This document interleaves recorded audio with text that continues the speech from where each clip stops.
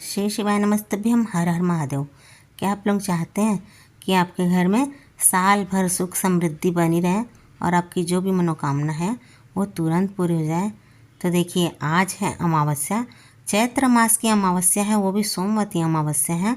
तो आज रात्रि को आपको यह उपाय करना है। शिव महापुराण का यह उपाय है और पंडित प्रदीप मिश्रा जी के द्वारा बताया गया है।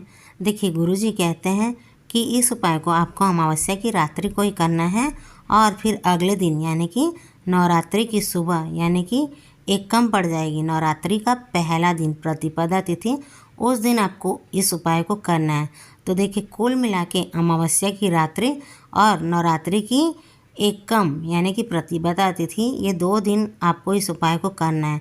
लेकिन इस उपाय को यदि आपने कर लिया तो आपको पितृ देवता और देवी माता इन दोनों का आशीर्वाद प्राप्त हो जाएगा और साल भर आपके घर में किसी भी चीज़ की कमी नहीं होगी। यदि आपके घर में पितृ दोष होगा तो वो भी दूर हो जाएगा और आपको देवी माता की भी कृपा प्राप्त होगी। जिस घर में पितृ प्रसन्न हो जाते हैं वहाँ पर खुशियाँ आ जाती। तो चलिए बात करते हैं कि उपाय करना कैसे है। देखिए, उस उपाय को आपको करना ऐसे है कि आज अमावस्या की रात्रि को आप कितने बजे भी इस उपाय को कर सकते हैं। इसके लिए आपको लेना है 1 कटोरी। जी हाँ, कटोरी आप नई भी ले सकते हैं और पुरानी भी ले सकते हैं, दिक्कत की कोई बात नहीं है। तो 1 कटोरी ले लीजिए। लेने के बाद आपको इस कटोरी को चावल से पूरा भर लेना है, ठीक है। भरने के बाद अब आपको इसके ऊपर एक कपूर का टुकड़ा रख देना है। रख दिया।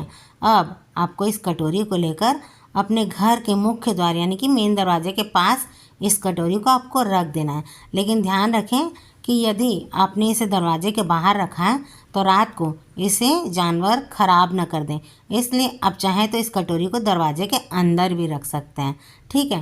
रात भर ये चावल और कपूर से भरी हुई कटोरी जो है ये दरवाजे के पास रखी रहनी चाहिए, ठीक है। ये तो हुई अमावस्या की रात्रि की बात। अब प्रतिपदा तिथि यानी कि नवरात्रि के पहले दिन की बात करते हैं। जब अगली सुबह आप सोकर उठेंगे यानी कि 9 अप्रैल के दिन आप सुबह सोकर उठेंगे, उसके बाद आपको नहा धो लेना है और नहाने के बाद आपको इस चावल और कपूर की कटोरी जो है अपने घर के मुख्य द्वार के बाहर रख लेनी है। रखने के बाद आपको अपने पितृदेव का स्मरण कर लेना है और देवी माता से भी प्रार्थना कर लेनी है। अब आपको इस कपूर को माचिस से जला देना है। जलाने के बाद आपको मन ही मन प्रार्थना करनी है कि हमारे घर से रोग, कर्ज, बीमारियाँ, दुख, तकलीफ, परेशानी दूर हो रही है, हमारे घर में सुख समृद्धि आ रही है। इस प्रकार आप मन ही मन प्रार्थना करें। जब कपूर का टुकड़ा पूरा जल जाएगा उसके बाद अब आपको आगे क्या करना है, आप लोग ध्यान से सुनिए। देखिए, इस चावल की कटोरी को लेकर आप घर से बाहर निकल जाएं। बाहर पहुंच गए। बाहर पहुंचने के बाद किसी भी बड़े से पेड़ के नीचे, जैसे कि पीपल का पेड़ हो गया या बड़ का पेड़ या फिर आंवले का पेड़ या फिर बेलपत्र का पेड़ या फिर कोई भी बड़ा सा पेड़ जो भी मिले, उस पेड़ के नीचे आपको इस चावल के दानों को डाल देना है, जहाँ से कि कोई भी जानवर इस चावल को खा सके। देखिए, कोई पशु भी खा सकता है, कोई पक्षी भी खा सकता है, दिक्कत की कोई बात नहीं है। लेकिन आपको इन चावलों को अपने घर में रखे नहीं रहने देना है। अपने घर से बाहर किसी पेड़ के नीचे डालकर प्रणाम कर कर आ जाना है। अब कई लोग सवाल ये करेंगे कि कटोरी का क्या करना है।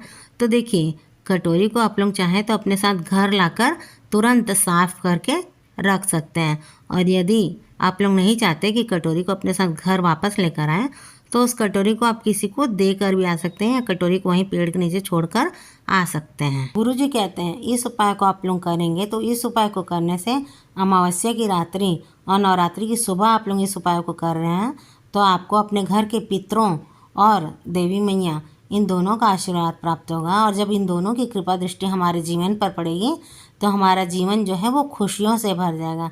तो देखिए, आप लोग इस मौके को अपने हाथ से जाने ना दीजिए। साल में 2 बड़ी नवरात्रि आती हैं और आपको पता है कि एक चैत्र मास की नवरात्रि सबसे बड़ी होती है और एक शरद ऋतु की नवरात्रि सबसे बड़ी होती है। और गुरुजी हमेशा इन दोनों नवरात्रि में इस उपाय को करने के लिए बताते हैं। तो आज अमावस्या की महारात्रि है। आज रात्रि के समय आप लोग इस उपाय को करके सो जाएं और दूसरे दिन नहाने के बाद इस उपाय को पूरा करें।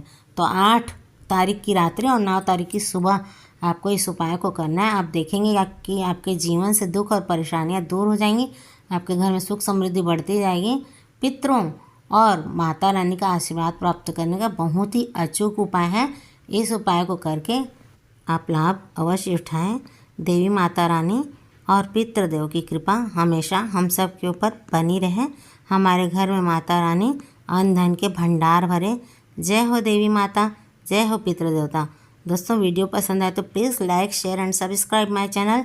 हर हर महादेव, जय भोलेनाथ, श्री शिवाय नमस्तुभ्यम।